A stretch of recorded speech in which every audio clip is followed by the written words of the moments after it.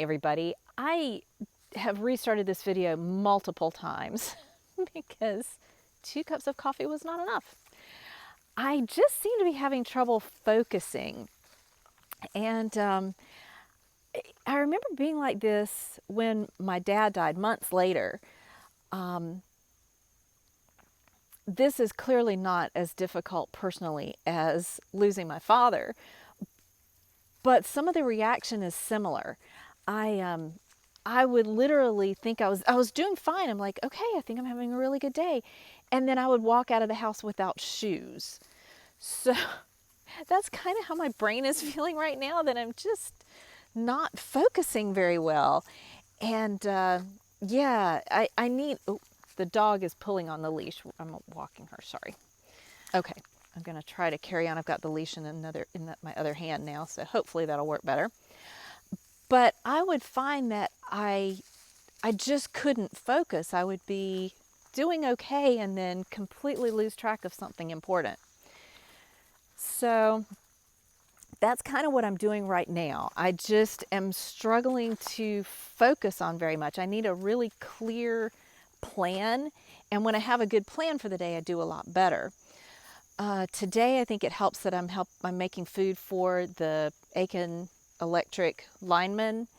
So I know what I need to do. I've checked with my daughter-in-law, and I'm going to use her stove for some of that. She would be helping if she were here. She and my son are in Switzerland with her uncle's family.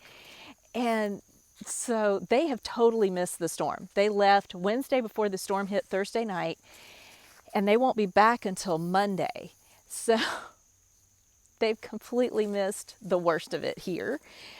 So anyway, I'm going to use her stove, which is essentially next door to us. They live in a tiny home on the property. So I'm going to go use her stove for some of my cooking, and that'll free up some space for me. So I think it helps that I have a plan for that later today.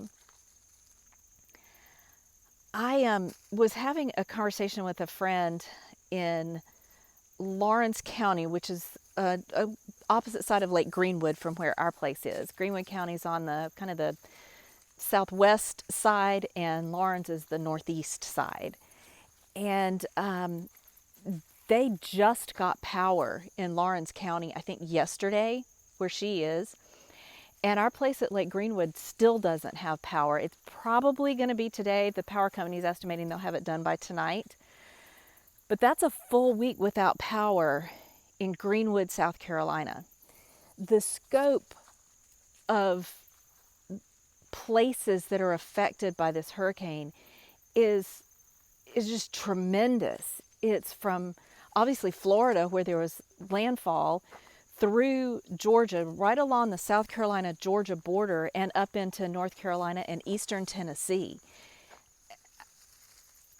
I truly am out of words to describe how big this is, because it's not like it was, 50 miles at the coast in Florida and then Asheville, North Carolina. It's towns, I don't even know how many miles surrounding Asheville, but along the South Carolina-Georgia border, the damage is serious, and people just don't know. My friend in Lawrence County has some friends in California, and they had no idea there was damage other than Florida. People just aren't hearing how bad it is in other places. We're doing our best to help people in North Carolina because it is unbelievable there. But it's hard for people along that corridor to be of help because we're still digging ourselves out. We're really lucky that our power was only out for 4 days. My county still has something like 40% of people without power. I'm not asking for anything other than your prayers. If you can donate somewhere, do that, but just realize, get the word out that the extent of the damage is so much more than most people know. I am going today to be thankful for being able to go out and walk my puppy in the woods. It's comfortable, it's cloudy, and you can tell by my hair it's crazy humid, but but it's not hot. It's really nice being out here. I'm thankful for that. Thankful for electricity at my house and the ability to cook food to share today. I'm really thankful that we have that. That my daughter and son-in-law found milk for me the other day. That's been in short supply around here. So yeah, plenty to be thankful for, but please keep those in mind who are still just in the thick of it. All right, let's turn to some more pleasant things. I'll try to get some puppy shenanigans for you today.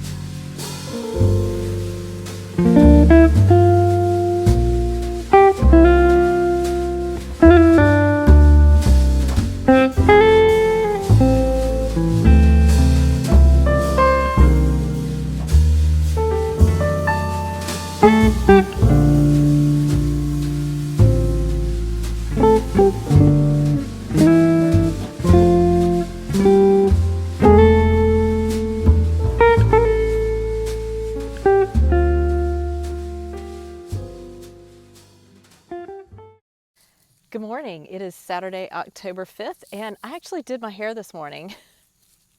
I probably will look terrible again in 20 minutes after I'm out in the humidity. But yeah, I took some time and actually did something with my hair. I am, again, walking a dog. Apologies that this is kind of turning into the dog walking Vlogtober, but it is what it is, huh? I hope you all are doing well. I kind of mentioned yesterday that I was helping prepare food for a group of linemen, and our church was asked to do this. There was a connection with one of the church members and power company, and they said, could you possibly provide dinner? And we at first were told it was about 100 men, and then they came back and said, actually, it's not going to be that many. Some of the crews are not coming back to this particular location. We're like, no problem. It was like 60. Our church on a busy Sunday has maybe 250 people, and that's counting a lot of children. Normally we're maybe around 200. I don't think any more than 20 households, maybe less than that, participated in preparing food. We could have fed easily 400 people with the food that people brought. It was multiple carloads of food delivered to this location. The problem, I mean, not exactly a problem, but was that there were only like 40 people there to feed, it ended up. So what we did, we loaded up what was left, and there was a lot of the food that the packaging, that like the dishes never even got opened. So we loaded that back up once the people there had their fill. We loaded it back up and then took it to a more central location just outside the town of Aiken. There's a, I think it's Aiken Electric, and we dropped off food there. My husband and I had not necessarily planned to stay. We were just going to drop off food with one of our church friends and head back home. But they said, you know, you're welcome to go with us. I don't know if we need anything, but you're welcome to come along. And as we were there for a little bit, just visiting with them, other food started showing up at their house. They were a drop-off point. And they said, could you help drive this there? We had the seats down in the back of our little Bronco Sport. It's not huge, but I mean, with the back seats down and the trunk area flat, we filled that. Most of it had to sit level, so it wasn't stacked up, but they had a big vehicle with the back completely filled the same way. And then other people in our church were coming from different drop-off points to bring stuff. So we had multiple cars filled with food coming in. The reason I'm telling you all of that is because it was just such an incredible joy to be able to do this for people. These were mostly younger guys, not all of them, but mostly younger guys. And they were coming in, they looked so tired, and they saw this food and just were like, this is the best ever. Because what I'm told, I'm walking with the dog, just so you know, they had been feeding them, obviously, but a lot of the time it was like pizzas and stuff like that. This was homemade, home cooking food, just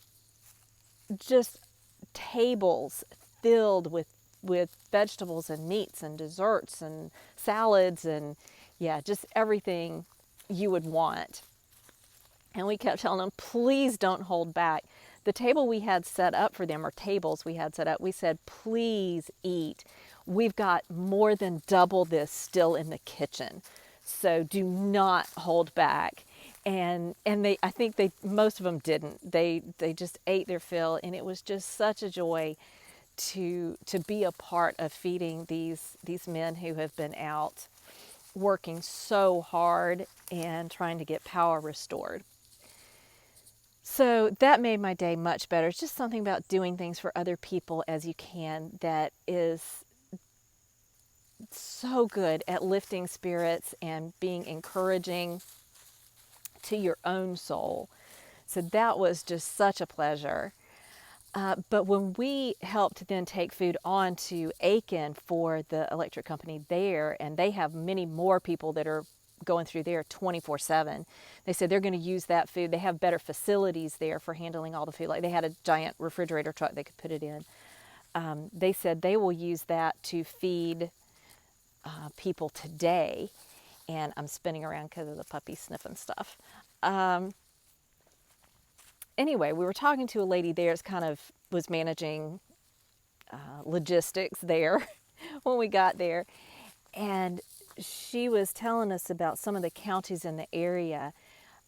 Edgefield County, which is where my dad is from, so I still have family in the area. She said there are counties, including Edgefield, possibly McCormick is another county in the area. This is right along the Georgia border. They're going to be without power for 4 to 6 weeks. When you're watching the news, you don't see this at all. The only reason I know is because I'm here and I'm talking to family and friends who are in this area. It's not nearly as bad as it is in North Carolina, but in any other circumstance, this would be a huge story. Augusta is in terrible shape. I saw some drone footage, I think yesterday, and there are neighborhoods that just, it only covered a couple of blocks of looked like a nice neighborhood. And there are just dozens and dozens of trees on houses and across the road. That was probably early on. Probably a lot of the trees have been cleared, at least from the road. But there's just so much here that's still so widespread. And because it's not as bad as other areas, people just don't know. But I'm saying this not because I'm asking for anything. I mean, if you have the ability to contribute somewhere, by all means do that. But I'm fine. I don't need anything.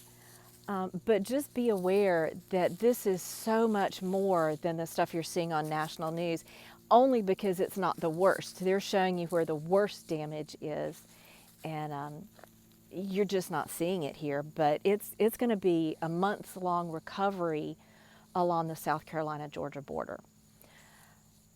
I didn't really mean for Vlogtober to be like on the ground kind of reporting about hurricane damage, but here we are. It's a really nice morning. It was cool this morning, but it's going to be up in the 80s today. However, next week, the state fair starts in Columbia, and I don't think there's any problem with the state fair getting going. I'm excited about something that feels pretty normal. So in years past, the state fair was when it got cool. It almost always coincided with the week of the state fair. And I think that's going to be happening again this year, because I'm looking at our weather reports for next week. Right now we're seeing lows in the 60s, highs in the 80s. Next week, lows in the 40s, highs in the 70s. It's going to be glorious. And I don't like being hot, but I don't actually mind the summer. We have good air conditioning almost everywhere here, so it's you can get a break from it. So as much as I love summer in the South, I am really looking forward to cooler fall weather. It's going to be really nice. Well, I'm going to carry on. I've been talking for over 8 minutes. I'm so sorry. I'm hoping I can get a video edited and ready to upload, and I may go like to a library or something for faster internet. That's one of the problems right now. Our internet is super slow and high speed. They've run the lines, but it's not to our house yet. I don't know how much longer it's going to be. All right, I will chat with you later, maybe. Hopefully video will get up later today.